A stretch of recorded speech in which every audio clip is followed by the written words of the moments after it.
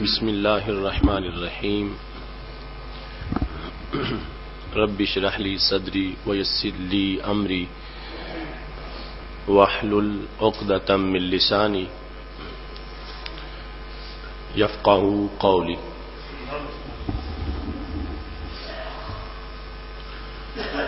احمدک اللہم یا مجیب کل سائل والصلاة والسلام علی من هو افضل الوسائل وعلى آلہ واصحابہ ذوی الفضائل، اما بعد فاعوذ باللہ من الشیطان الرجیم، بسم اللہ الرحمن الرحیم، محمد الرسول اللہ، صدق اللہ العظیم وصدق رسولہ النبی الکریم الامین، ان اللہ وملائکتہ یصلون علی النبی یا ایہا الذین آمنوا صلوا علیہ وسلموا تسلیما۔ الصلاۃ والسلام علیک یا سیدی یا رسول اللہ وعلی آلک واصحابک یا حبیب اللہ۔ مولا صلی وسلم دائما ابدا علی حبیبک خیر الخلق کلہم، هو الحبیب الذی ترجى شفاعته لكل هول من الاهوال مقتحم، منزہ عن شریک فی محاسنہ فجوہر الحسن فیہ غیر منقاسم، محمد تاج رسل اللہ قاطبۃ، محمد صادق الاقوال والکلم، رب صلی وسلم دائما ابدا علی حبیبک خیر الخلق کلہم۔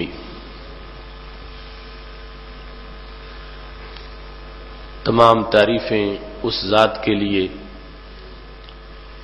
جس نے امت مسلمہ کو قرض اتارنے کی توفیق عطا فرمائی۔ حمد و ثنا اس ذات کے لیے جس نے مسلم امہ کے سینوں کو ٹھنڈا کیا۔ ساری تعریفیں پروردگار کے لیے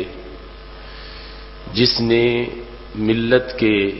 ایک عظیم غازی کو ہماری سستیوں کا کفارہ ادا کرنے کی توفیق عطا فرمائی۔ رب ذوالجلال کا کروڑوں بار شکر ہے کہ اس نے ہمارے محبوب سید المرسلین حضرت محمد مصطفیٰ صلی اللہ علیہ وسلم کی عزت و ناموس پر پہرا دینے کا جذبہ اس امت کو عطا فرمایا ہے۔ اس کا شکر ہے کہ ہمارے ایک بھائی کے کردار کی وجہ سے بین الاقوامی گستاخانہ سوچ کی کمر ٹوٹ گئی ہے اور بے لگام حکمرانوں اور بے لگام سکالروں کو ایک میسج پہنچا ہے کہ رسول اللہ صلی اللہ علیہ وسلم کی عزت و ناموس پر پہرا دینے والے شیر آج بھی مائیں جنم دیتی ہیں، اور یہ امت مسلمہ بانج نہیں ہے، آج بھی اس کی خواتین کی گود کے اندر بڑے بڑے کردار جنم لینے والے ہیں۔ حج سے واپسی پر تحفظ ناموس رسالت کے موضوعات کا جو سلسلہ ہم نے شروع کیا، آپ نے متعدد خطبات جمعۃ المبارک میں اس کی تفصیلات کو سنا۔ آج کا موضوع ہے تحفظ ناموس رسالت ہر لمحہ ہر آن۔ میں دیکھ رہا ہوں کہ آج ہر عاشق اپنے کندھے ہلکے محسوس کر رہا ہے اور اپنا بوجھ اترا ہوا محسوس کر رہا ہے۔ رب ذوالجلال ملت کے جوانوں کو مزید بیداری عطا فرمائے، اور خالق کائنات جل جلالہ ہمیں ہر لمحہ ہر آن رسول اللہ صلی اللہ علیہ وسلم کی عزت و ناموس پر پہرا دینے کی توفیق عطا فرمائے۔ یہ ادائے محبت صحابہ کرام علیہم رضوان سے شروع ہوئی اور آج تک اس کا تسلسل برقرار ہے، اور کبھی بھی ملت اسلامیہ میں اس جذبے کا قحط نہیں پڑا، اور اللہ کا شکر ہے کہ اس نے تمام امتوں کے مقابلے میں اس امت کو اپنے رسول صلی اللہ علیہ وسلم کی ذات گرامی سے سب سے زیادہ عشق اور محبت عطا فرمائی ہے۔ صحابہ کرام علیہم رضوان کے عہد زرین سے اور بعد کی تاریخ سے چند حوالہ جات عرض کرتے ہوئے آج کی اس گفتگو کو آگے بڑھاتا ہوں۔ یہ حدیث شریف کی کتاب نصب الرایہ ہے، اس کی 3 جلد کے اندر یہ لکھا ہے کہ حضرت حذیفہ بن یمان رضی اللہ تعالیٰ عنہ، جن کو صاحب سر رسول صلی اللہ علیہ وسلم کہا جاتا، کہ رسول اللہ صلی اللہ علیہ وسلم کے رازدان تھے، اور خصوصی باتیں ان کو رسول اللہ صلی اللہ علیہ وسلم نے جو فتنوں کے متعلق تھیں وہ بیان فرمائی تھی۔ رسول اللہ صلی اللہ علیہ وسلم نے حضرت حذیفہ بن یمان رضی اللہ تعالی عنہ کو دبئی کے علاقہ میں، جو اس وقت صرف دبا کہلاتی تھی، گورنر اپنی طرف سے عامل بنا کر بھیجا، جس کا کام امور کو نافذ کرنا تھا، اور وہاں سے زکوٰۃ کا اکٹھا کرنا اور امور کی تشریح کرنا۔ جس طرح حضرت معاذ بن جبل رضی اللہ تعالیٰ عنہ کو یمن کا قاضی بنایا تھا، تو حضرت حذیفہ بن یمان رضی اللہ تعالیٰ عنہ کو آپ نے یہ دبا کے علاقہ میں بھیجا تھا۔ جس وقت رسول اللہ صلی اللہ علیہ وسلم کا وصال ہو گیا تو اس علاقہ کے کچھ لوگ مرتد ہو گئے، اور انہوں نے زکوٰۃ وغیرہ دینے سے انکار کر دیا۔ چونکہ ان کا ارتداد توہین کی بنیاد پر نہیں تھا، تو حضرت حذیفہ بن یمان رضی اللہ تعالی عنہ نے ان کو توبہ کی دعوت دی۔ آپ سن چکے ہیں کہ جو مرتد توہین کے بغیر مرتد ہو جائے تو اس کے لیے 3 دن ہیں، اسے توبہ کی دعوت دی جائے گی، اگر وہ توبہ کر لے گا تو چھوڑ دیا جائے گا، ورنہ رسول اللہ صلی اللہ علیہ وسلم کا فرمان ہے من بدل دینا فاقتلوہ، جس نے دین بدلا اس کو قتل کر دو، تو 3 دنوں کے بعد اس کو قتل کر دیا جائے گا، اور جو توہین کر کے مرتد ہو اس کے لیے 3 دن 3 گھنٹے 3 منٹ بھی نہیں، اس کو فوراً قتل کر دیا جائے گا۔ تو یہ ارتداد چونکہ توہین کے بغیر تھا، فدعاہم حذیفہ الی التوبہ، تو حضرت حذیفہ رضی اللہ تعالی عنہ نے ان کو توبہ کی دعوت دی۔ فابوا، انہوں نے توبہ کرنے سے انکار کیا، یعنی پہلے مرتبہ ہی جب پہلی گفتگو ان کے ساتھ ہوئی،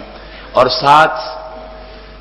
اسمعوہ شتم النبی صلی اللہ علیہ وسلم، اور رسول اللہ صلی اللہ علیہ وسلم کی ذات اقدس پر تنقید کرتے ہوئے معاذ اللہ گالی نکال دی۔ تو اب معاملہ بگڑ گیا۔ حضرت حذیفہ بن یمان رضی اللہ تعالیٰ عنہ چونکہ وہاں پر کوئی ساتھ فوج نہیں رکھتے تھے اور ادھر پوری قوم کا ایک معاملہ تھا، تو فقال لهم حذیفہ تو اسمعونی فی ابی و امی، مجھے میرے باپ کی بھی گالی دے لو، مجھے میری ماں کی بھی گالی دے لو، ولا تسمعونی فی النبی صلی اللہ علیہ وسلم، مگر مجھے میرے سامنے میرے رسول صلی اللہ علیہ وسلم کو گالی مت دو، میری ماں میرا باپ جو کہنا ہے تم کہہ لو، مجھے اس پر غصہ نہیں آئے گا، تم جو کہتے ہو کہہ لو، مگر یہ مجھ سے برداشت نہیں ہوگا کہ رسول اللہ صلی اللہ علیہ وسلم کو کوئی گالی دی۔ جس وقت حضرت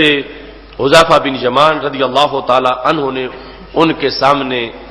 اپنے اس جذبے کا اظہار کیا، وہ پھر بھی اپنے اس برے عمل سے باز نہیں آئے۔ فکاتب حذیفہ الی ابی بکر یخبرہ بذالک، تو حضرت حذیفہ بن یمان رضی اللہ تعالیٰ عنہ نے سیدنا صدیق اکبر رضی اللہ تعالیٰ عنہ کو خط لکھا جو اس وقت امیر المومنین تھے کہ یہاں کے علاقے کے لوگ پہلے ویسے مرتد ہوئے تھے اور اب انہوں نے رسول اللہ صلی اللہ علیہ وسلم کی توہین بھی کی ہے۔ جب یہ خط مدینہ شریف پہنچا فاغتاظ غیظا شدیدا، تو سیدنا صدیق اکبر رضی اللہ تعالیٰ عنہ کو بہت سخت غصہ آ گیا۔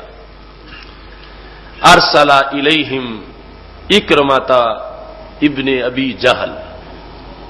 وہ اکرمہ جو فتح مکہ والے دن جس کے ڈیتھ وارنٹ جاری ہوئے تھے کہ جہاں ملے مار دو، اور پھر رسول اللہ صلی اللہ علیہ وسلم نے معاف کر دیا، آج اس کو توہین رسالت کا بدلہ لینے کے لیے بھیجا جا رہا۔ تو سیدنا صدیق اکبر رضی اللہ تعالیٰ عنہ نے حضرت اکرمہ رضی اللہ تعالیٰ عنہ کو بھیجا فی نحو 2000 من المسلمین، 2000 مسلمانوں کی فوج کے ساتھ، کہ چونکہ وہاں کے لوگوں نے رسول اللہ صلی اللہ علیہ وسلم کو گالی دی ہے تو اب اس کا جا کے بدلہ لیں گے۔ 2000 کی فوج پہنچی اور جا کے انہوں نے وہ شہر جو تھا اس پر حملہ کر دیا، ان کو شکست دی، جو سامنے موجود تھے انہیں مارا، حتی داخلوا مدینہ دبا، یہاں تک کہ دبا شہر میں داخل ہو گئے، اس وقت اس کی جو بھی صورتحال تھی، اور اب وہ لوگ قلعے میں داخل ہو گئے، شہر کی آبادی کو چھوڑ کے جو سینٹر میں قلعہ تھا اس کے اندر داخل ہو گئے۔ تو صحابہ نے جو عہد کر کے آئے تھے کہ ان میں سے زندہ نہیں کوئی چھوڑیں گے اور ان کو سزا دیں گے، جس وقت وہ قلعے میں داخل ہو گئے، حاصرہم المسلمون نحو شہر، 1 مہینہ تک محاصرہ جاری رکھا صحابہ علیہم رضوان نے، کہ وہ اندر بند ہیں، انہیں انتظار تھا 1 دن رکیں گے، 2 دن رکیں گے، ہفتہ رکیں گے، یہ چلے جائیں گے، لیکن صحابہ وہاں سے ہٹے نہیں ہیں، محاصرہ 1 مہینے تک جاری رہا۔ اس کے بعد فلما جہدہم الحصار، اب وہ تنگ آ گئے کہ کھانے پینے والی چیزیں ختم ہو گئی ہیں اور باہر سے یہ جا نہیں رہے، معاملہ گالی کا تھا۔ اس بنیاد پر طلب الصلح، اب انہوں نے درخواست کی کہ ہم سے صلح کر لی جائے۔ فشارت علیہم حذیفہ ان یخرجوا من المدینۃ عزلا من غیر صلاح، تو حضرت حذیفہ بن یمان نے کہا کہ اس بنیاد پہ صلح کر رہے ہیں کہ تم اپنے قلعے سے اسلحے کے بغیر باہر آؤ گے، غیر مسلح ہو کر باہر نکل آؤ۔ ففعلوا ودخل المسلمون حصنهم، انہوں نے ایسا کیا۔ حضرت اکرمہ رضی اللہ تعالی عنہ اور دیگر فوج قلعے میں داخل ہو گئی۔ فقاتل اکرمہ من اشرافهم 100 رجل، ان کے جو بڑے سردار تھے ان کو چن کے 100 سردار اکرمہ نے تلوار سے قتل کر دی۔ وہ ابو جال کا بیٹا آج عاشق رسول صلی اللہ علیہ وسلم بن چکا، اور عشق رسالت مآب صلی اللہ علیہ وسلم کے لیے معاملہ ایک گالی کا تھا، اور وہ گالی کوئی معمولی بات نہیں تھی، اس کے لیے شہر کے باہر بھی جنگ ہوئی، شہر کے اندر محاصرہ 1 مہینے تک جاری رہا، اور 1 مہینے کے بعد پھر بھی وہ جو بڑے سردار تھے کہ جن کے بارے میں یہ ثبوت مل چکے تھے کہ یہ لوگ گستاخی کا ارتکاب ان لوگوں نے کیا ہے، جب حضرت حذیفہ بن یمان رضی اللہ تعالیٰ عنہ نے ان سے کہا تھا کہ تم باز آ جاؤ، میرے ماں باپ کو جو کہنا ہے کہہ لو، میرے محبوب کو کچھ نہ کہو، تو 100 بندہ ان سرداروں میں سے حضرت اکرمہ رضی اللہ تعالیٰ عنہ نے قتل کر دیا، اور اس کے بعد ان کے باقی جو بچے تھے عورتیں اور بچے ان کو قیدی بنا لیا گیا۔ جس وقت حضرت حذیفہ رضی اللہ تعالیٰ عنہ قیدیوں کو لے کر سیدنا صدیق اکبر رضی اللہ تعالیٰ عنہ کے پاس پہنچے تو ان کی تعداد قیدیوں کی 700 تھی، 700 کو قیدی بنایا تھا، جو شہر سے باہر مارے گئے وہ علیحدہ تھے، جو 100 سردار مارے گئے وہ علیحدہ تھے۔ اس کے بعد ان کو قیدی بنا دیا گیا، اور حضرت ابوبکر صدیق رضی اللہ تعالی عنہ نے ان کو وہاں پہ جیل میں ڈالا، اور اس کے بعد یعنی پوری تفتیش کے ساتھ کہ جو توہین میں ملوث نہیں تھے ان کا معاملہ جدا کیا گیا اور باقی سے زمین کو پاک کر دیا گیا۔ تو اس ایکشن سے صحابہ کرام علیہم رضوان نے یہ واضح کیا، ایک طرف وہ ختم نبوت کی لڑائی جو مسیلمہ کذاب کے خلاف تھی، تو تمام غزوات رسول صلی اللہ علیہ وسلم کے شہیدوں کی تعداد تھوڑی ہے، اس ایک جنگ کے شہیدوں کی تعداد زیادہ ہے۔ اور دوسری طرف اس معاملہ پر کہ جس وقت ایک علاقے کے لوگوں نے ایسا دھندا کیا ہے، اس کے سرداروں نے، اور اس میں کچھ ڈائریکٹ تھوڑے سے ملوث تھے، باقی جو ان کی حمایت میں نکلے ہیں صحابہ کرام علیہم رضوان نے ان کو بھی نہیں چھوڑا، اور یہ میسج نسلوں تک پہنچایا ہے کہ رسول اللہ صلی اللہ علیہ وسلم کی عزت پر پہرا دینا یہ ہمارا سب سے بڑا فریضہ ہے، جو ہر وقت ہے، ہر لمحہ ہے، ہر سیکنڈ ہے۔ اور اس فریضے کو ادا ان لوگوں نے کیا جنہوں نے سب سے پہلے صفہ پہ بیٹھ کے دین پڑھا تھا، جن سے بعید نہ قرآن کی آیات تھی اور نہ سنت کی وضاحت تھی، اور نہ ہی ان کی فقاہت کوئی کمزور تھی، اور نہ ہی استدلال میں کوئی کمزوری تھی۔ ان صحابہ کرام علیہم رضوان نے باقاعدہ سیدنا صدیق اکبر رضی اللہ تعالیٰ عنہ کے سرکاری حکم نامے کی روشنی میں اس انداز میں جا کر ان لوگوں کو تحقیق کیا اور بتایا کہ ہم نے جو رسول اللہ صلی اللہ علیہ وسلم سے عفو و درگزر کے سبق پڑھے ہیں وہ اپنی ذات کے لحاظ سے ہیں، ہمارا ذاتی دشمن ہم سے معافی مانگے گا، ہم خود اجازت دے رہے ہیں کہ ہمیں گالیاں نکال لو، ہم کچھ نہیں کہیں گے، مگر محبوب کے بارے میں جو نکالے گا تو اس کا فیصلہ ہماری تلوار کرے گی۔ آج کتنے غلط نظریات پھیلائے جا رہے ہیں۔ وہ معافی کا سبق تو حضرت حذیفہ نے بتا دیا، فرمایا اسمعونی فی ابی و امی، مجھے میری ماں کی بھی گالی دو، مجھے میرے باپ کی بھی گالی دو، یہ میں اپنی ذات کے لحاظ سے جو سبق میں نے سیکھا ہے اسلام کا وہ تمہیں پیش کر رہا ہوں، لیکن میرے نبی کے بارے میں کچھ بولو گے تو پھر میرا بولنا یہ میری مجبوری ہے، نہیں بولوں گا تو یہ دوسرا امر ہوگا۔ تو امت کو یہ بتایا گیا اپنا حق معاف کرنا چاہو تو کر دو، اور اس معافی کے اندر فضیلت بیان کی گئی، لیکن کسی کو یہ حق نہیں ہے کہ وہ سرکار دو عالم صلی اللہ علیہ وسلم کا حق معاف کرتا پھرے۔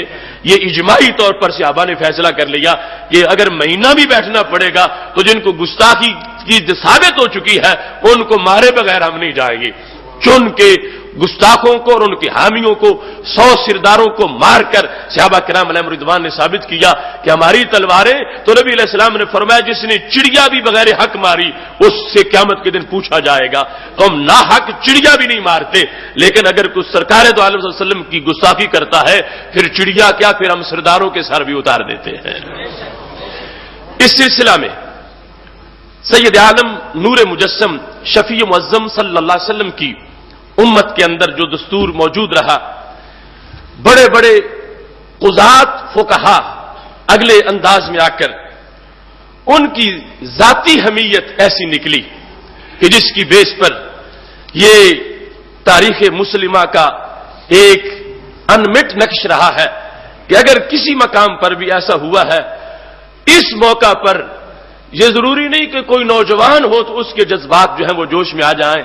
بڑھاپے میں بھی لوگوں نے قرض اتارے۔ وہ حضرت محمد بن مسلمہ رضی اللہ تعالیٰ عنہ کہ جنہوں نے کعب بن اشرف کا سر اتارا تھا، بڑھاپا تھا، مروان بن حکم اس وقت مدینہ شریف کا گورنر تھا، تو یہ اس کے پاس بیٹھے ہوئے تھے، تو ابن یامین وہاں موجود تھا، تو مروان نے پوچھا کیف کان قتل کعب بن الاشرف، ابن یامین یہ بتاؤ کہ کعب بن اشرف کا قتل کیسا تھا؟ تو اس نے کہا قتل غدرن، وہ تو غدر سے مارا گیا تھا، دھوکہ دے کے مارا گیا تھا۔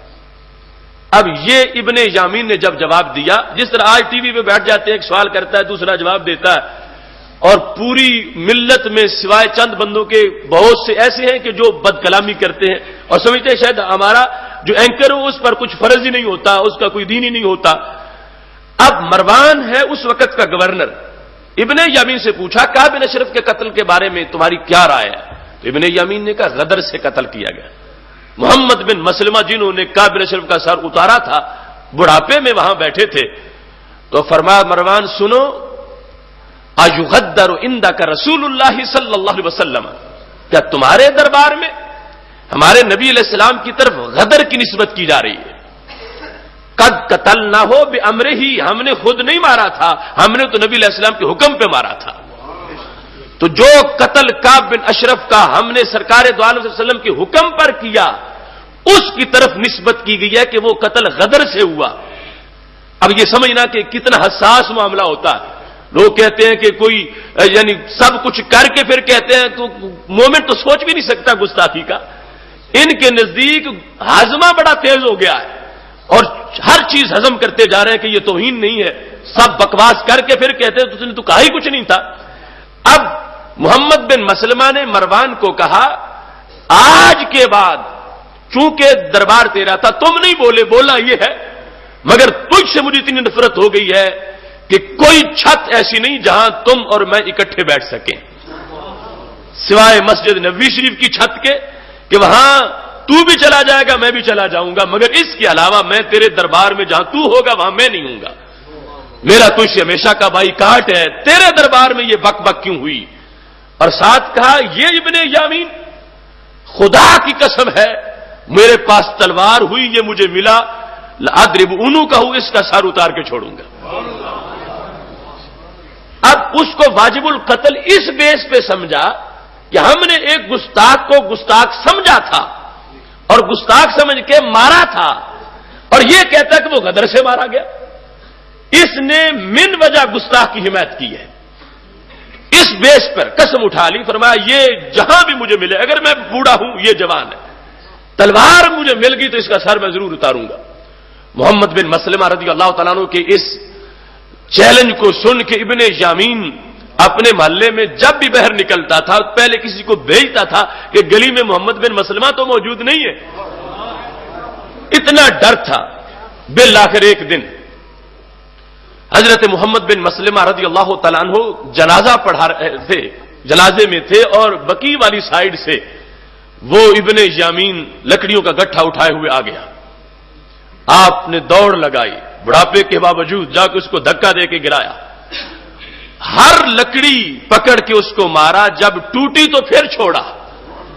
ساری لکڑیاں توڑ کے کہا سزا اب بھی پوری نہیں ہوئی، چونکہ تلوار نہیں تھی، تلوار جب بھی ہوگی سر تیرا ضرور اتاروں گا۔ بوڑھے کا جذبہ اتنا بلند ہے، وہ بوڑھے صحابی رضی اللہ تعالیٰ عنہ، اور انہوں نے یہ معیار بھی دیا کہ ایسی باس میں صرف کسی کا ہم نوا بن جانا اور ہاں میں ہاں ملانا اور یہ کہنا کہ وہ گستاخ جو ہے اس کو دھوکے سے مار دیا گیا تھا، یہاں جس نے گستاخی کی ہے اسے جیسے بھی جس نے مارا اس نے جہاد کیا، یہاں دھوکے شوکے کا لفظ نہیں بولا جائے گا، اور جو بولے گا اس کا شمار وہی ہوگا جو اس گستاخ کا ہے۔ تو یہ حضرت محمد بن مسلمہ رضی اللہ تعالی عنہ کا وہ فیصلہ ابن تیمیہ نے بھی اپنی کتاب میں اس کو ذکر کیا ہے الصارم کے اندر، اور واضح طور پر اس کی پوری بحث کی ہے۔ اور یہاں میں اس وقت جو آپ کے سامنے بات پیش کرنے والا ہوں یہ ذہبی کی سیر اعلام النبلاء ہے، جس میں عبیدی حکمرانوں کی تاریخ کا ذکر ہے، اور یہ اس وقت کی بات ہے کہ ابھی سید عالم نور مجسم شفیع معظم صلی اللہ علیہ وسلم کے عہد زرین کو اتنے زیادہ سال نہیں گزرے تھے، یہ 4 صدی ہجری کے اندر جس وقت قاضی محمد بن ابی منظور انصاری جو قیروان کے قاضی تھے ان کے پاس ایک کیس پہنچا، اور وہ کیس کیا تھا؟ احضر الیہ یہودی قد سب النبی صلی اللہ علیہ وسلم، ان کے پاس ایک یہودی پیش کیا گیا جس نے رسول اللہ صلی اللہ علیہ وسلم کو گالی دی تھی۔ حکمران ایسے تھے کہ جو قانوناً چھوٹ دینا چاہتے تھے اس کو، لیکن قاضی انہوں نے کلمہ حکمرانوں کا نہیں پڑھا تھا، نبیوں کے سلطان کا پڑھا تھا صلی اللہ علیہ وسلم۔ اب ان کا یہ جذبہ تھا کہ حکمران اس کو بچانا چاہیں گے اور یہ واجب القتل ہے۔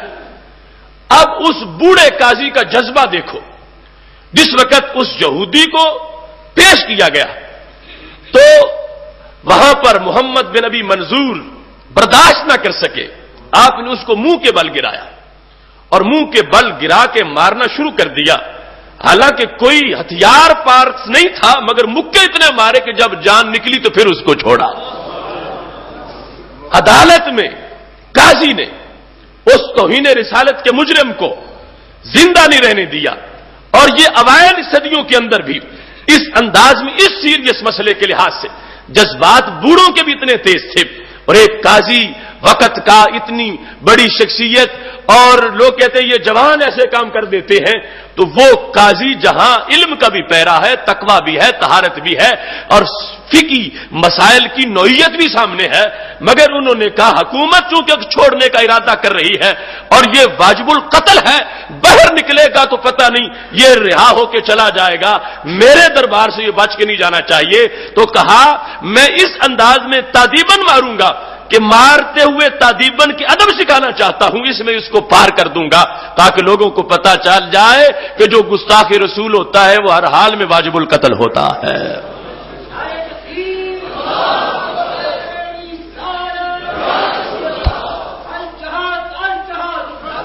یہ ذہبی کی 11ویں جلد سیر اعلام نبلاء کی 580 صفحہ پر اس کا پورا ذکر موجود ہے کہ جس انداز میں توہین رسالت کے مجرم کو عدالت کے اندر قاضی نے اپنے عشق کی بنیاد پر اس کو قتل کر دیا، چونکہ اس کی اندر مداخلت کا خطرہ تھا کہ حکمران اس کو کہیں بچا نہ لے، تو انہوں نے کہا کہ یہ واجب القتل ہے اور زمین نحوست سے پاک تب ہوگی جب اس کو قتل کر دیا جائے گا۔ تو یہ آج جو لوگ پراپوگنڈا کر رہے ہیں مذہب کے نام پر کہ اس وقت کچھ لوگوں نے یہ فتوے دینے شروع کر دیے ہیں، تو یہ اس وقت کے لوگوں کے نئے فتوے نہیں، یہ صوفہ سے چل کے آئے ہوئے فتوے ہیں، وہاں سے آیا ہوا جذبہ، وہاں سے آئی ہوئی حرارت دینی ہے۔ اگر کوئی بغیرت ہو جائے تو وہ علیحدہ مسئلہ ہے، غیرت مند مسلمان اگرچہ وہ کتنا ہی گیا گزرا کیوں نہ ہو، آج بھی اس کے دل میں یہ حرارت موجود ہے کہ توہین رسالت کا مجرم کبھی بچ کے نہیں جانا چاہیے، اسے ہر حال میں واصل جہنم کر دینا چاہیے۔ اس سلسلہ میں البدایہ والنہایہ کے اندر اس صدی سے بعد کے جو حالات ہیں، چونکہ وقت تھوڑا ہے، صرف چند حوالہ جات ہر لمحہ ہر آن کے لحاظ سے تمہارے سامنے پیش کرنا چاہتا ہوں۔ یہ البدایہ والنہایہ جو ابن کثیر کی ہے، اس کی 12ویں جلد کے اندر حالات ہیں۔ یہ 581 ہجری کا جو سال تھا، سلطان صلاح الدین ایوبی بیمار ہو گئے اور بیماری شدید تھی۔ انہوں نے نظر مانی کہ اگر لئن شفاء اللہ من مرضه هذا لیصرفن ہمته کلھا الی قتال الفرنج، کہ اگر مجھے رب نے صحت دے دی تو میں نظر مانتا ہوں آخری سانس تک میں فرنگیوں کے خلاف لڑتا رہوں گا۔ یہ اس وقت کے حکمران تھے جن کو امام وقت کہا جاتا تھا، اور یہ ہے رسول اللہ صلی اللہ علیہ وسلم کا فرمان کہ 7 قسم کے لوگوں کو رب ذوالجلال اپنے سایہ رحمت میں قیامت کے دن جگہ دے گا، اور ان کو گرمی قیامت میں دن بھی نہیں لگے گی۔ ان میں سے پہلا کون ہے؟ فرمایا الامام العادل،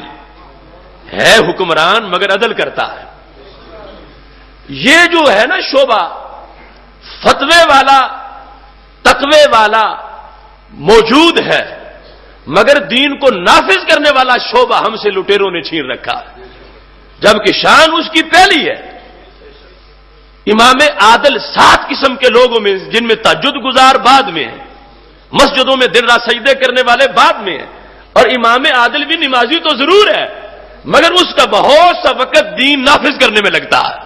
حد نافذ کرتا ہے۔ جب کوئی جرم کرے تو وہ اسلام نافذ کرنے والا ہے۔ فرمایا میرے نبی علیہ السلام نے قیامت کے دن اس حکمران کو، اس سیاسی رہنما کو جس کے پاس حکومت تھی اور نے دین نافذ کیا، اس نے فرمایا رب ذوالجلال سب سے پہلے اسے اپنے سایہ رحمت میں جگہ عطا فرمائے۔ اب یہ سلطان صلاح الدین ایوبی رحمۃ اللہ علیہ، انہوں نے نظر مانی کہ میں صحیح ہو گیا تو میں اپنی پوری زندگی فرنگیوں کے خلاف جہاد میں گزاروں گا۔ اسی دوران علاقہ ان کی سلطنت کا جو تھا، اس سے ایک پورا علاقہ برنس کا تھا جس نے بغاوت کا اعلان کر دیا۔ وہ پہلے سلطان کے دبدبہ کی وجہ سے ذمہ بنا ہوا تھا، پھر اس نے کہا ہم نہیں مانتے اس حکومت کو، اور نکل گیا، سلطان کی حکومت سے بغاوت کر دی، اور اس کے ساتھ توہین رسالت کا ارتکاب کیا، یہاں تک کہ مصر کے تاجروں کا ایک قافلہ جا رہا تھا تو اس نے سامان تجارت لوٹا اور تاجروں کو شہید کر دیا، اور آگے اس نے لفظ بولے اینا محمدکم، کہاں ہے تمہارے محمد صلی اللہ علیہ وسلم؟ لفظ اس کے دیکھو این محمدکم، اے حضرت محمد صلی اللہ علیہ وسلم کا کلمہ پڑھنے والوں کہاں ہے وہ؟ دعوہ ینصرکم، بلاؤ ان کو تمہاری مدد کرے۔ یہ جملہ آج بھی کچھ لوگ بولتے ہیں اور سمجھتے ہیں کہ ہم نے یہ بول کے کوئی جرم نہیں کیا۔ سلطان صلاح الدین ایوبی کا ریکارڈ چیک کرو، یہ ابن کثیر نے وہ جو ہجری ہے 581 ہجری، اس کے حالات کے اندر یہ لکھا کہ اس نے شہید کیا مسلمانوں کو، مال تجارت لوٹ لیا۔ اس پر سلطان کو اتنا غصہ نہیں آیا، اور اس پر کہ اس نے ہماری حکومت کو چیلنج کر دیا، ہماری ریٹ کیمپ نہیں ہے، اس پر غصہ نہیں آیا۔ غصہ کس پہ آیا؟ اب وہ کون ہوتا ہے جو میرے نبی کا نام لے کے کہے کہ وہ کہاں ہے، مدد کو کیوں نہیں آ رہے؟ اس جملے میں اس نے توہین کی ہے رسول اللہ صلی اللہ علیہ وسلم کی۔ اس نے سرکار دو عالم صلی اللہ علیہ وسلم کا مقام ہلکا کر کے بیان کیا، کہتا کہاں ہے حضرت محمد صلی اللہ علیہ وسلم؟ اینا محمدکم، تمہارے محمد کہاں ہے صلی اللہ علیہ وسلم؟ دعو ہو، دا یدو سے ادعو ہو، بلاؤ ان کو، بلاؤ ان کو، ینصرکم، وہ تمہاری مدد کرے۔ یہ جملے اس نے بولے، اور اس جملے کی خبر سلطان صلاح الدین ایوبی تک پہنچ گئی۔ اب جس وقت صحت مند ہوئے، صحت مند ہونے کے بعد ابن کثیر نے البدایہ کے اندر وہ 581 کا مسئلہ تھا، جب 583 تک تاریخ پہنچ گئی اور سلطان صحت مند ہو گئے، اس کتاب کے 851 صفحے پر یہ لکھا ہے کہ سلطان صلاح الدین ایوبی نے سب سے پہلے اس کے خلاف جنگ کا فیصلہ کیا اور ایسی پلاننگ کی، فرمایا اس کو تم نے زندہ پکڑنا ہے اور تم نہیں مارو گے، اس کا سر میں خود اتاروں گا۔ اب جس وقت اس کو پکڑا گیا، فلما اوقف بین یدیہ قام الیہ بالسیف، جب اس بادشاہ کو کھڑا کیا گیا سلطان صلاح الدین ایوبی رحمت اللہ علیہ کے سامنے، تو سلطان تلوار لے کے اس کی طرف گئے،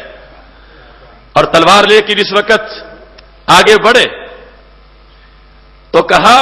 سنو تم نے کہا تھا اینا محمدکم، وہ ریکارڈ میرے ذہن میں ہے۔ اب یہ ہے حرارت، یہ ہے جذبہ ایمانی۔ آج بھی منکرین یہ کہتے ہیں کہ وہ دیکھو وہ جو ابن قتل کو مارا گیا تھا تو وہ اس لیے مارا گیا تھا کہ اس نے بندہ قتل کیا ہوا تھا، وہ توہین رسالت کی وجہ سے نہیں مارا گیا۔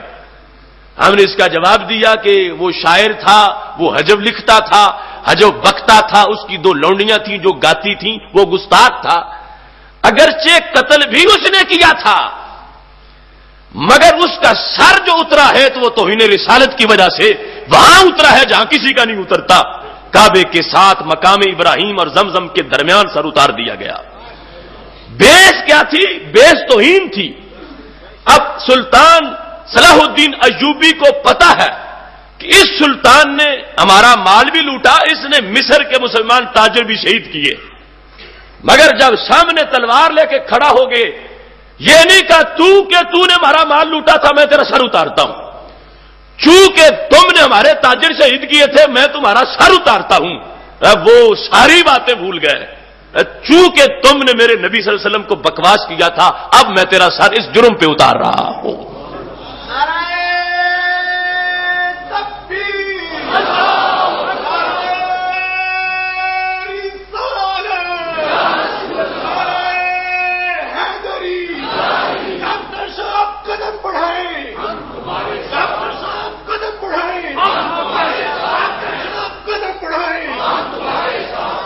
اب دیکھو،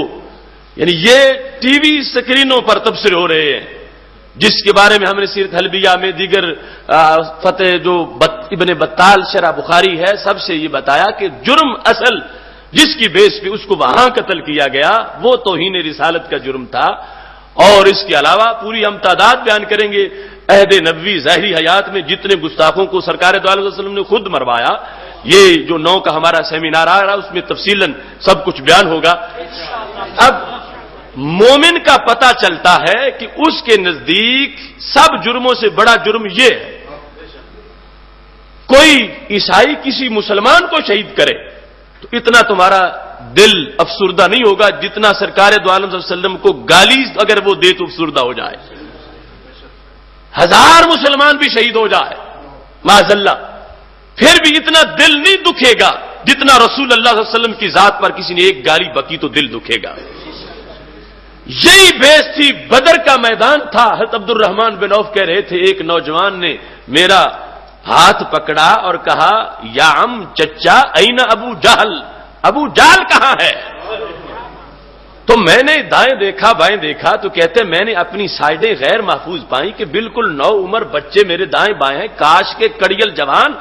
اور تربیت یافتہ صحابی دائیں بائیں ہوتے میری سائڈیں محفوظ ہوتی، لیکن کہتے ان کا جذبہ دیکھ کے میں حیران رہ گیا۔ وہ پوچھ رہا تھا این ابو جہل، ابو جہل کہاں ہے؟ تو میں نے کہا تم اس کو کیا پوچھنا چاہتے ہو، کیا کرنا چاہتے ہو؟ اب کتنے جرم ہیں ابو جہل کے، کتنے لوگوں کو پر اس نے تشدد کیا، کتنے مسلمان اس نے شہید کروائے، کتنا بڑا اس کا جرائم کا پلندہ تھا، مگر بدر میں اس کے سر کو اڑانے کا پوچھا جس نے، اس نے وجہ کیا بیان کی؟ تو پوچھا عبد الرحمن بن عوف نے معاذ پوچھتے ہو تو کیوں؟ فرمایا لأنہ کان یسب رسول اللہ صلی اللہ علیہ وسلم، میں اس کا سر اتاروں گا اور سر اتارے بغیر میں نہیں رہوں گا۔ آجل منا، فرمایا جس نے ہم میں سے جلدی مرنا ہے وہ مر جائے گا، میں آگے بڑھوں گا۔ کیوں؟ اس نے میرے نبی علیہ السلام کو گالی دی ہے۔ جرائم اس کے بڑے تھے مگر عاشق کے نزدیک سر فہرست یہ جرم ہے۔ اب کہتے ہیں دوسری طرف جو کھڑے تھے انہوں نے بھی یہی پوچھا، میں نے کہا تم کیا کرنا چاہتے ہو؟ کہا وہ میرے نبی علیہ السلام کو گالی دیتا ہے، سنا ہے وہ گالیاں دیتا ہے محبوب باری کو، قسم کھائی ہے مر جائیں گے یا ماریں گے ناری کو، سنا ہے وہ گالیاں دیتا ہے محبوب باری کو۔ تو وہاں پر بھی باعث یہ گالی تھی، اگرچہ جرائم اس کے اور بھی تھے۔ تو یہ وجہ، اب حضرت صلاح الدین ایوبی رحمت اللہ علیہ جس وقت آپ نے اس کو سامنے کھڑا کیا تو یاد دلایا آج کے بہکے ہوئے لوگوں کو صلاح الدین ایوبی کے عقیدے پر ہی توبہ کر لینی چاہیے۔ یہ تقریریں کرتے ہیں تو سوچتے نہیں کہ کیا بکواس کر رہے ہیں۔ اس وقت کے برنس کا جملہ اور آج کے بے لگام خطیبوں کا جملہ، کہاں ہے تمہارے نبی؟ بلاؤ اپنے نبی کو، وہ مدد کرے تمہاری، یہ ان کی تقریروں کا حصہ۔ اور اس بیس پر حضرت سلطان صلاح الدین ایوبی رحمت اللہ علیہ نے وہاں پر کھڑے ہو کے کہا فقال له نام انا انوب الرسول اللہ صلی اللہ علیہ وسلم فی الانتصار لامته، تو نے بلایا تھا نبی کو، اور نبی تو بڑی شان والے ہیں، غلام نبی کہا گیا ہے۔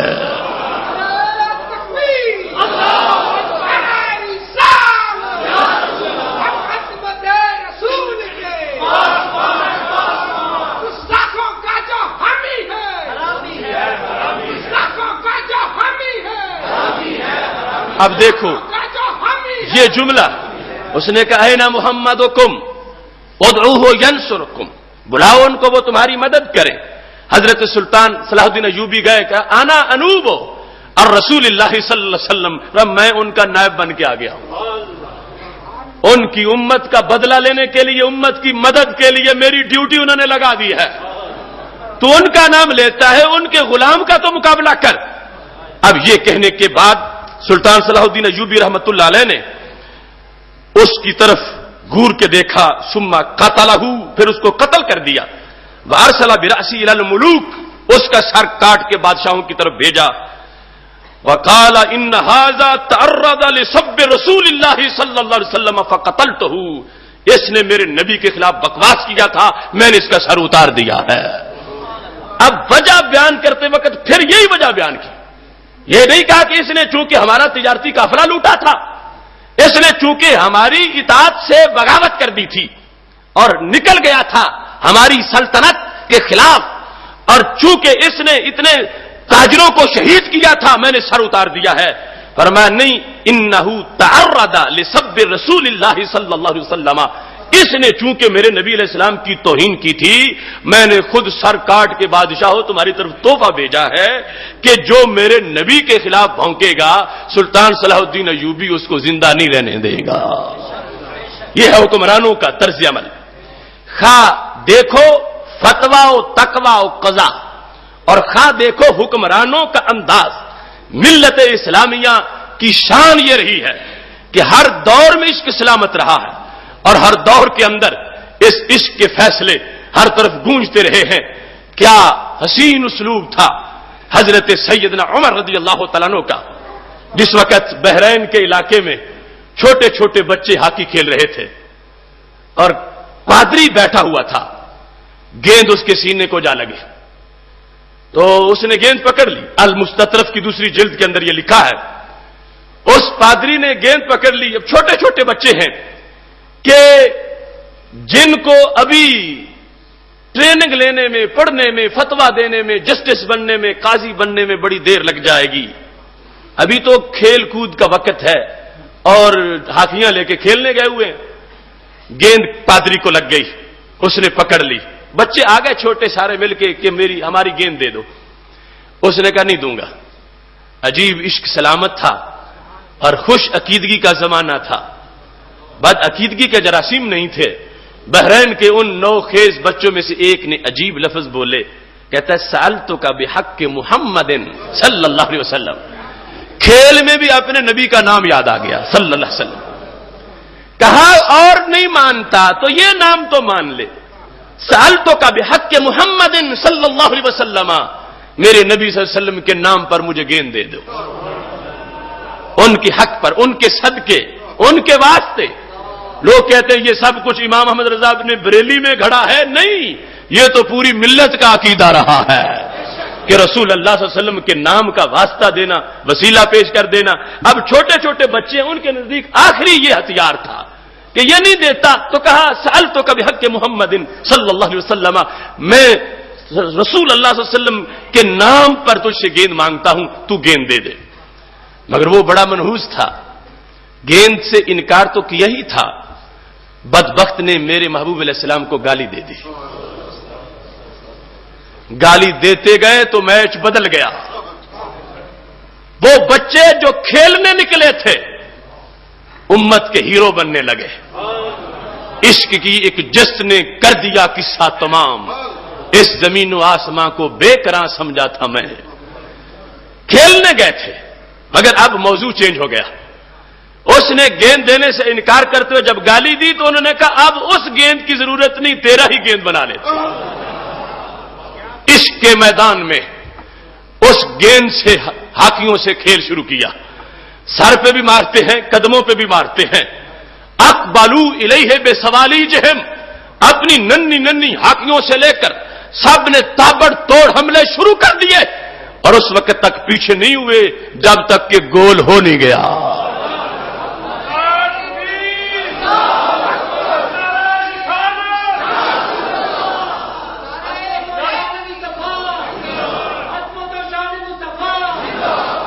اب دیکھو چھوٹے چھوٹے بچے،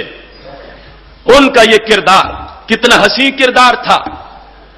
نہ قاضی کا انتظار کیا، نہ مفتی سے پوچھا کہ کیا ہے فتویٰ، حکم کیا ہے، اگر کوئی ایسا کہے تو کیا کرنا چاہیے، کیا 3 دن دینے ہوں گے یا فوراً فیصلہ کرنا ہوگا۔ وہ چھوٹے چھوٹے بچوں کی فقاہت اتنی تیز تھی، فوراً فیصلہ کیا اور فوراً صادر بھی کر دیا۔ جب جان نکلی تو پھر اس کو چھوڑا۔ بحرین کے پادری اکٹھے ہو گئے، عیسائیوں نے جلوس نکالا کہ یہ بچے، انہوں نے اس کو ارادتاً قتل کیا، عمدن قتل کیا ہے، ان سے بدلہ لیا جائے۔ دور تھا اس حکمران کا جو نیل کے کنارے کتا بھی پیاسا نہیں رہنے دیتے۔ عدالت مشہور ہے، کیس پہنچ گیا سیدنا عمر رضی اللہ تعالیٰ عنہ کے پاس۔ حضرت سیدنا عمر رضی اللہ تعالیٰ عنہ نے پوچھا آخر یہ تو بتاؤ کہ ان بچوں نے پادری کو کیوں مارا، اس کا سبب کیا تھا؟ مستطرف جلد نمبر 2 صفحہ نمبر 34، حضرت سیدنا عمر رضی اللہ تعالیٰ عنہ کے پاس جس وقت کیس پہنچا، پوچھا پادری کیوں مارا گیا، تو بتایا گیا وہ کھیل رہے تھے، گیند آئی، اس نے پکڑی اور پھر دینے سے انکار کیا۔ انہوں نے کہا سألتو کا بحق محمد صلی اللہ علیہ وسلم، تو اس نے ابا انکار کیا، وسب الرسول صلی اللہ علیہ وسلم، اور نبی علیہ الصلوۃ والسلام کو بکواس کیا۔ فلما سمعوا ذلك منه اقبلوا الیہ بسوالیجہم، سنتے ہی ان کا پارا چڑھ گیا، عشق حرارت مار گیا۔ اگرچہ عمر چھوٹی تھی مگر فراست بڑی تیز تھی، عشق سلامت تھا۔ وہ آگے ہاتھیاں لے کے فما زالوا یخبطونہ حتی مات لعنہ اللہ، جب تک لعنتی مرا نہیں اس وقت تک انہوں نے چھوڑا نہیں۔ اب جو اس کے بارے سے وہ کہتے ہیں نہیں کوئی جرم نہیں تھا، وہ بس اس کی زبان سے نکل گیا، اور بچے چونکہ بالکل نوعمر تھے ان کو پتہ ہی نہیں تھا، انہوں نے قتل کر دیا۔ حضرت عمر رضی اللہ تعالیٰ عنہ نے جس وقت یہ بات سنی، خدا کی قسم ایک جملہ ہزاروں کتابوں پہ بھاری ہے۔ جو پاس بیٹھے تھے وہ کہتے ہیں واللہ ما فرح عمر بے فتح ولا غنیمہ کفرحتہ بے قتل الغلمان ایاہ، ساری زندگی جو اسلام میں گزری حضرت عمر رضی اللہ تعالیٰ عنہ کی، کسی فتح پر کسی غنیمت پر عمر کو اتنی خوشی نہیں ہوئی جتنی خوشی ان بچوں کے کردار پہ ہوئی ہے۔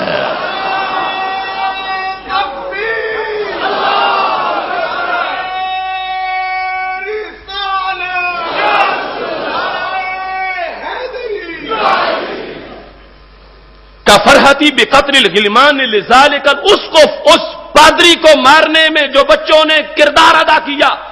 یہ بات سن کے عمر رضی اللہ تعالیٰ عنہ کا چہرہ اتنا کھلا جتنا تاریخ میں کبھی بھی نہیں کھلا تھا۔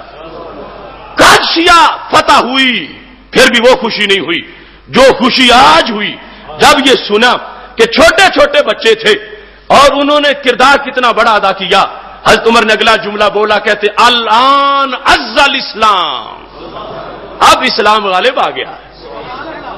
اب اسلام غالب آ گیا ہے، اب اسلام غالب آ گیا ہے۔ الان عز الاسلام، اب اسلام غالب آ گیا ہے۔ کیوں؟ فرمایا ان اطفالا صغارا، چھوٹے چھوٹے بچے، شتم نبیہم، ان کے نبی صلی اللہ علیہ وسلم کو گالی دی گئی، فغضبوا لہ، وہ بھڑک اٹھے، وانتصروا، انہوں نے بدلہ لیا۔ فرمایا جس ملت کے چھوٹے بچوں کا یہ کردار ہے میں سمجھتا ہوں وہ ملت غالب آ چکی ہے۔ حضرت عمر رضی اللہ تعالیٰ عنہ نے ان کو جھڑکی نہیں دی، انہیں قید میں نہیں ڈالا۔ حضرت عمر رضی اللہ تعالیٰ عنہ نے انہیں کوئی سزا نہیں دی کہ چلو قصاص نہیں ہے تو دیت نہیں ہے تو جیل، یا کسی اور طرح سے ان کو جو ہے وہ ٹارچر کیا جائے، انہیں توبیخ کی جائے۔ فرمایا نہیں، ان حالوں نے ثابت کر دیا ہے کہ اسلام غالب آ چکا ہے۔ سوچنا چاہیے وقت کے حکمرانوں کو، ممتاز حسین قادری اس وقت ملت کی آنکھوں کا تارا ہے، اسے تنہا نہ سمجھا جائے، اس کے کردار کو معمولی نہ سمجھا جائے، اس عظیم غازی کی جرأت کو کروڑوں سلام ہو جس نے ملت کی غفلتوں کا کفارہ ادا کر دیا ہے۔ عشق کی ایک جست نے کر دیا قصہ تمام، اس زمین و آسمان کو بے قرار سمجھا تھا میں، اس وقت سے پہلے وہ محض ایلیٹ فورس کا ایک سپاہی تھا، اس وقت سے پہلے دنیا جانتی نہیں تھی وہ کون ہے، اس وقت سے پہلے دل میں پیار تھا کسی کے تو اس کی ماں کے دل میں ہوگا، باپ کے دل میں ہوگا، اولاد میں ہوگا۔ اب ہر عاشق رسول صلی اللہ علیہ وسلم کا دل ان کے عشق سے جگمگا رہا ہے۔ تو حکمرانوں کو سوچنا چاہیے، یہ کسی ایجنسی نے، یہ کسی تنظیم نے ایسے نہیں کیا، یہ محبت رب نے خود اپنے نبی کے پروانے کی دلوں میں ڈال دی ہے۔ ہر طرف بینر لگ گئے، پیشی ہوئی تو وکلاء پھول نچھاور کر رہے تھے۔ سوچیں وہ لوگ جو ایوانوں میں بیٹھ کر پھر گستاخیاں بک رہے ہیں، اپنے انجام کو سوچیں، وہ کس کس پہ پہرا لگائیں گے، کس پابندی کے اندر بیٹھیں گے، کس قلعے میں بند ہوں گے، کہاں وہ گھر ہے جو رب کے نظام میں نہ ہو، کہاں وہ قلعہ ہے جو رب کی قدرت میں نہ ہو۔ رب نے ثابت کر کے دکھایا ہے کہ میں نے ذمہ خود لیا ہے، اور جنہیں محافظ سمجھو گے انہی سے تمہیں مروا دوں گا۔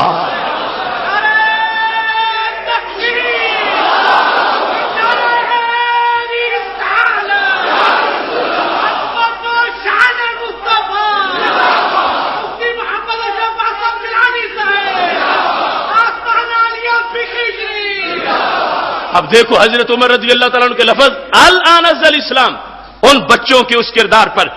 جنہوں نے کوئی یہ نہیں کہا عدالت عمر میں کیس دائر کریں گے تو عدالتی طور پر سزا ہوگی، اس وقت سے بڑھ کے اسلام کہاں نافذ تھا؟ کچھ لوگ آج فرق کرتے ہیں کہ چونکہ علم الدین شہید غازی جو ہے ان کے زمانے میں چونکہ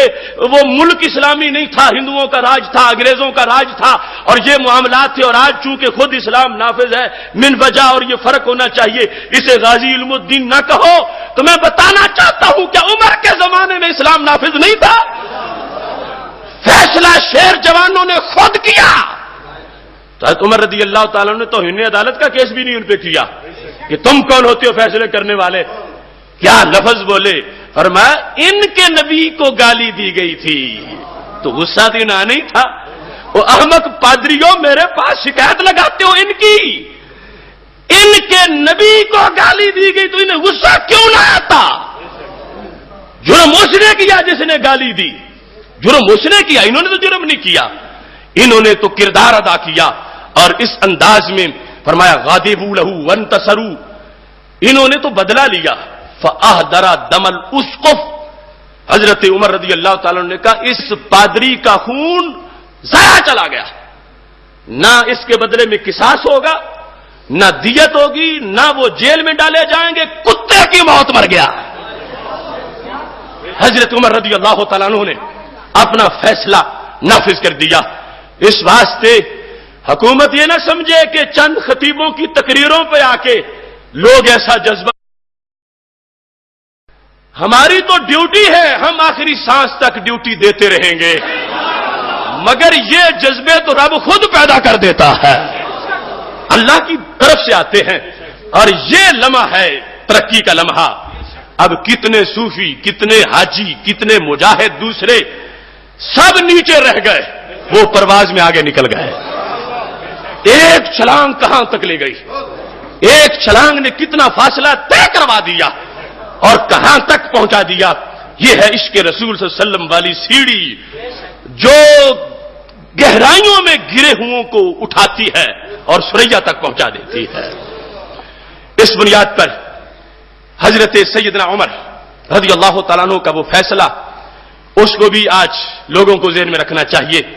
اور اس عمل کو کہا کہ یہ اسلام کے غلبے کی دلیل ہے کہ لوگ بچے تھے، انہوں نے بڑوں کا انتظار ہی نہیں کیا، انہوں نے پوچھا ہی نہیں ہے، انہوں نے فتوی نہیں لیا، انہوں نے اپنی طرف سے فیصلہ کر دیا۔ آج کے غامدی جیسے بے لگام کہتے ہیں 3 دن دیے جائیں، تو کیا عمر رضی اللہ تعالیٰ عنہ سے تمہیں دین کا زیادہ پتہ ہے؟ انہوں نے تو خود بھی کہا تھا اس کو مکانک تو بیٹھ، ابھی تلوار سے ہی فیصلہ کر دیتا ہوں۔ 3 دن تو کیا 3 منٹ بھی نہیں دیے؟ ان بچوں نے بھی منٹ نہیں دیا اس کو۔ حضرت عمر رضی اللہ تعالیٰ نے یہ نہیں کہا کہ اس سے تو توبہ کروانی تھی، تم نے پہلے ہی مار دیا، تم نے کیوں مارا ہے؟ فرمایا میں خوش ہوں کہ تم نے وہ کیا ہے جو کر دینا چاہیے تھا۔ محتشم سامعین حضرات، چونکہ ٹائم تھوڑا ہے اپنی بات ختم کرتا ہوں۔ آپ جانتے ہیں کہ تحفظ ناموس رسالت سیمینار اللہ کے فضل سے اتوار کو ہونے والا، اور یہ ایک تاریخ ساز سیمینار جس میں ہم تحقیقات پیش کریں گے کہ اگر کوئی بہانہ کرتا ہے کہ مسئلہ سمجھ نہیں آیا تھا تو ہم سمجھانے والی ڈیوٹی پوری کریں گے، اگر کوئی پھر بھی تالے لگا کے بیٹھے تو اس کی اپنی بدقسمتی ہے۔ اور یہ ادارہ صراط مستقیم پاکستان کا منشور ہے کہ جو وقت کو ضرورت پڑے گی تو ہم دلیل گھر تک پہنچا کے آئیں گے انشاءاللہ۔ اس واسطے آپ تمام احباب نے اس میں شرکت کرنی ہے اور سب کو دعوت دینی ہے اور یہ بتانا ہے کہ رسول اللہ صلی اللہ علیہ وسلم کے عشق کی شمع کل بھی روشن تھی، آج بھی روشن ہے۔ ایک حوالہ اب ایسا پیش کرنا چاہتا ہوں، تحفظ ناموس رسالت پر پہرا انسان تو دیتے ہی ہیں، ایک حیوان نے دیا، ایک نے نہیں کئی نے دیا، لیکن اس وقت ایک کا پیش کرتا ہوں۔ آپ سوچ رہے ہو گے وہ کتنا اچھا کوئی حیوان ہوگا، وہ کوئی حلال جانور بظاہر جو حلال ہیں ان کے لحاظ سے ہوگا۔ میں تمہیں بتانا چاہتا ہوں جس کا نام تم بڑی نفرت سے لیتے ہو، میں جب اس کی بات پڑھتا ہوں، یہ درر کامنہ کے اندر امام ابن حجر کی کتاب ہے، 3 جلد ہے، الدرر الکامنہ فی آیان المئۃ الثامنہ، 8ویں صدی ہجری کی تاریخ، اس کے اندر اس جانور کا ذکر ہے۔ جب میں اس کا لفظ زبان پہ لاتا ہوں کہ اس کو کہا کیا جاتا ہے، دل اجازت نہیں دیتا کہ وہ لفظ اس جانور پہ بولوں کہ اس کا کردار کتنا اونچا ہے اور میں اس کو کہہ کیا رہا، مگر مجبوری یہ ہے کہ اس کی جنس کا تعارف وہی ہے، جنس کا تعارف وہی ہے، ورنہ اس کے کردار کو دیکھ کر وہ لفظ بولنا زبان برداشت نہیں کر رہی کہ اسے میں وہ کہوں جو وہ جنس کے لحاظ سے سوچتے ہو کہ شاید جانور کا نام لیا، بھینس ہو، گائے ہو، اونٹ ہو، بکری ہو، سب نے اپنے اپنے حصے کا کام کیا ہوا ہے، ہمارے پاس حوالے ہیں، مگر اس وقت میں اس کا نام لیتا ہوں جسے تم کتا کہتے ہو، کتا۔ اس بیس پر ہمارے اسلاف نے کہا گستاخ کو کتا کہو گے کتے کی بھی توہین ہو جائے گی، کیونکہ کچھ کتے بھی وہ ہیں کہ جنہوں نے گستاخوں کے سر اتارے ہیں۔ عجیب اللہ کا نظام ہے، چاہے تو جانور، اللہ کا نظام ہے کبھی دو ٹانگوں والے کردار کے کتے بن جائیں اور کبھی چار ٹانگوں والے کردار میں بندوں سے آگے نکل جائیں۔ کیا رب کا نظام ہے، کیا ناموس رسالت کے پہرہ داروں کی لسٹ ہے، کیا اس کے رسالت صلی اللہ علیہ وسلم کی چاشنی ہے۔ ایک طرف تو وہ مینا کا میدان تھا جو ہاتھ میں چھری تھی میرے نبی علیہ السلام کے ہاتھ میں، اونٹ لائن میں تھے، فتفقنا یزدلفنا الیہ بیہیتہن یبدؤ، اونٹوں نے لائن توڑ دی، ہر ایک اپنی گردن آگے بڑھا رہا تھا تاکہ محبوب پہلے میری گردن پہ چھری چلا دے۔ ہم آہوان نے صحرا سر خود نہادہ برکف، بامیداں کے روزے بشکار خواہی آمد، نہ شود نصیب دشمن کے شود ہلا کے تیغت، سرے دوستاں سلامت کے تو خنجر آزمائی۔ وہ بھی انداز بڑا عجیب ہے، مگر یہ انداز کتنا عجیب ہے کہ جس وقت ایک بے دینوں کا اجتماع تھا، کافر بیٹھے تھے، منگول تھے، پادری بیٹھے تھے، عیسائی تھے، کسی بدبخت نے رسول اللہ صلی اللہ علیہ وسلم کا نام لے کے گالی دے دی، سوچ رہا تھا کہ شاید یہاں ان کا کوئی غلام موجود نہیں ہے، سارے کافر بیٹھے۔ یہ صفحہ نمبر 128 ہے، جلد نمبر 3 ہے، وہ عظیم محدث ابن حجر ان کا لکھا ہوا ہے، یہاں کسی کی خوش کو تاریخ اکٹھی کردہ تاریخ نہیں ہے، یہ جن پر باقاعدہ جرا کے لحاظ سے کہ جرا نہیں ہے، اتنے سیکا محدث ہیں، بخاری کی تشریحات امت میں پھیلانے والے اور مختلف وضاحتیں حقائق کی دینے والے، انہوں نے اس مقام پر لکھا فلما فجعل واحد منهم ينتقص النبي صلی اللہ علیہ وسلم، ایک نے بھونکنا شروع کر دیا اور بھونکنے والے نے روکنا شروع کر دیا، بندے نے بھونکنا شروع کیا، کتے نے روکنا شروع کیا کہ محمد سے وفا تو نے تو ہم تیرے ہیں، ووٹ مانگوں میں تجھ سے کہ اس بندے کو دو گے یا کتے کو دو گے، تم میں سے ہر ایک اس کتے کا ووٹر بن جائے گا۔ اقبال نے کہا تھا کہ محمد سے وفا تو نے تو ہم تیرے، یہ جہاں چیز ہے کیا لوح قلم تیرے ہے۔ جب بندہ بھونکا وہ عیسائی تو کتا پاس کھڑا تھا، اور وکانا ہونا کا کلبن، ہونا کا کلبن قلب سیدن مربوطن، کتا تھا شکاری، پہلے شکار اور کرتا تھا، آج شکار اور کرنے لگا، مربوطن باندھا ہوا تھا۔ فلما اکثر من ذالک، ایک مرتبہ وہ بندہ انسان جو تھا بھونکا، کتے کو غصہ آیا کہ میرے نبی کو بھونک رہا ہے، یہ پھر اس نے وہی لفظ دوہرایا ہے، اب کتا باندھا ہوا ہے، مگر کیا جذبہ تھا، اب کتا کہنے کو جی نہیں کرتا، کیا کردار تھا اس کا۔ فواصب علیہ الکلب، جو ہی اس نے پھر گالی دی، کتے نے جمپ لیا، رسا ٹوٹ گیا اور چھلانگ لگا کے سیدھا اس کے منہ پہ جا پڑا، اپنے پنجوں سے اس کے منہ پر خراشیں دی، اتنے میں سب نے پکڑ لیا، کھینچ کے پھر اس کو باندھ دیا۔ اب جس وقت یہ واقعہ رونما ہوا، تو آخر بات تو دل میں آ ہی جاتی ہے. بیٹھے تھے سارے کفار، مگر ایک شخص نے کہا قال بعض من حضر هذا بکلامک فی محمد صلی اللہ علیہ وسلم، یہ سزا ہے تیرے بکواس کی، جو تو نے رسول اللہ صلی اللہ علیہ وسلم کی توہین کی، یہ اس کی سزا ہے، یہ اس توہین کی سزا ہے، ورنہ یہ کتا تجھ پہ حملہ نہ کرتا. پڑھنے کا سلیقہ ہو تو پڑھ لیتے ہیں کچھ لوگ پانی پہ لکھی ہوئی تحریر ہوا کی.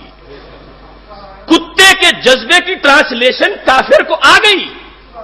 اس نے کہا ہاذا بے کلام کفی محمد صلی اللہ علیہ وسلم، جو تو نے بکواس کیا تھا یہ اس کی سزا ہے. اب وہ جس نے کیا تھا وہ آگے سے جواب دیتا ہے کلا، ہرگز ایسا نہیں، بل ھذا الکلب عزیز النفس، میں جانتا ہوں یہ کتا بڑا حساس کتا ہے، اگر اس کی طرف انگلی کا اشارہ کرے تو یہ کاٹ دیتا ہے. تو کہتا ہے رعانی اشیرو بیادی، کیونکہ بات کرنے میں میری طرف سے اشارہ ہو گیا تھا اس کی طرف، تو اشارہ ہوا تو یہ غصے میں آ گیا، اور غصے میں آیا تو اس نے غصہ اتنا تھا کہ رسا توڑ دیا اور مجھ پہ آ گرا، چونکہ اشارہ میں نے کیا تھا. تو یہ جو تم کہتے ہو کہ حضرت محمد صلی اللہ علیہ وسلم کی عزت بڑی ہے اور جو ان کو بھونکے اس کو اللہ خود بدلہ لے لیتا ہے کسی ذریعے سے، اگرچہ کارکن کسی جانور کو ہی بنا دے، تو یہ ایسا نہیں ہوا، یہ تو میری طرف سے اشارہ ہوا تھا اور اشارے پر یہ چڑھتا بڑا ہے اور یہ رسا توڑ کے آ گیا. اچھا، ثم عاد الى ما كان فيه فاطال، پھر بکواس شروع کر دی. اب جب اس نے بکواس شروع کیا تو کتے نے سوچا پہلا حملہ تو نشانے پہ نہیں تھا پوری طرح، اب بچے گا تو پتا چلے گا. فواسب الکلب مرۃ اخرى، کتے نے دوبارہ چھلانگ لگا دی. جس وقت کتے نے دوبارہ چھلانگ لگائی فقابض على ذردمته، یہ جو حلق ہوتا ہے یہاں سے آ کے اس نے پکڑا اور یہاں سے یوں پکڑا کہ جب تک سر جدا نہیں ہوا کتے نے نہیں چھوڑا. سر جدا ہوا تو کتے نے چھوڑا. اب کتا کہہ کے ذکر کس طرح کرے؟ عشق رسالت مآب وہ مضمون ہے جہاں لفظ ہی ختم ہو گئے ہیں. ڈھونڈ کے لاؤ کسی ڈکشنری سے اس کے لیے لفظ، اس کو کس لفظ سے تعبیر کریں، اس کو کس انداز میں بیان کریں. کیا نظام ہے میرے خدا کا! دنیا حیران ہے کہ اللہ کیسے حفاظت کرواتا ہے. وہ کسی کا محتاج نہیں، بندہ کوئی تیار نہ ہو وہ تو کتوں سے بھی کام کروا دیتا ہے. اب وہ جس وقت وہ جانور اس نے سر اتارا تو مجلس میں بیٹھے ہوئے پر اس واقعے کا اثر کیا ہوا؟ اب انہوں نے سارے میڈیا کو بائی فورس کہا کہ نہیں یوں بولنا ہے، یوں بولنا ہے، یہ کہنا ہے. اس طرح کے موذی لوگوں کے اسی وقت سے پروگرام شروع کر دیے جو خود بھونکنے والے ہیں، اور مسلسل ہر ایک کو ہدایت کی جا رہی ہے کہ تم نے اس کو کسی طرح غازی کو تحسین پیش نہیں کرنی، اس کو مجرم کہنا ہے معاذ اللہ. اور یہ اثرات آگے موٹیویٹ نہ ہو امت میں، یہ سلسلہ بڑا لمبا ہو جائے گا. خطیبوں پر لوگوں پر پہرے لگائے کہ تم اس کے حق میں مت بولو، اس سے آگے پیغام لوگوں میں پہنچے گا، سارے تیار ہو جائیں گے. تو میں کہتا ہوں اس عشق کے سبق کو بند کون کر سکتا ہے؟ اب وہ تو سارے کافر بیٹھے ہوئے تھے جہاں کتے نے کردار ادا کیا، اور جنس کا کتا تھا، وصف کا کتا نہیں تھا. اور دوسرا نو انسانی تھی، کام کتوں والے تھے. اب اس انسان کے مقابلے میں اس جانور کا جو کردار تھا اس سے فائدہ کیا ہوا؟ میسج کیا انسانیت کو پہنچا؟ کہتے ہیں فَأَسْلَمَ بِسَبَبِ ذَلِكَ نَحْوَ 40,000 من المغول، 40,000 کافروں نے اسی جگہ کلمہ پڑھ لیا.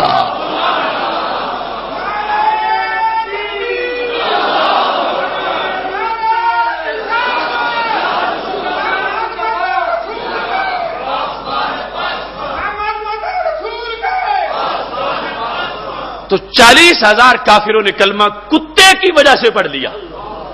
کیا شان ہے اس کے کردار کی. اور اس کے کردار پر اتنے لوگ متاثر ہو گئے جن تک جو موجود تھے خبر پہنچی. 40,000 نے کہا اس نبی کا کلمہ صلی اللہ علیہ وسلم کا ضرور پڑھنا ہے جس کی عزت کے لیے جانور بھی پہرا دینے کو تیار ہے. تو میں بھولے ہوئے لوگوں کو پھر میسج دوں گا، یہ سارے حقائق اس وقت شاید یہ پہلی مرتبہ سامنے آ رہے ہوں، اور تمہیں مبارک ہو. مسجد رضا مجتبیٰ وہ مرکز ہے، یہاں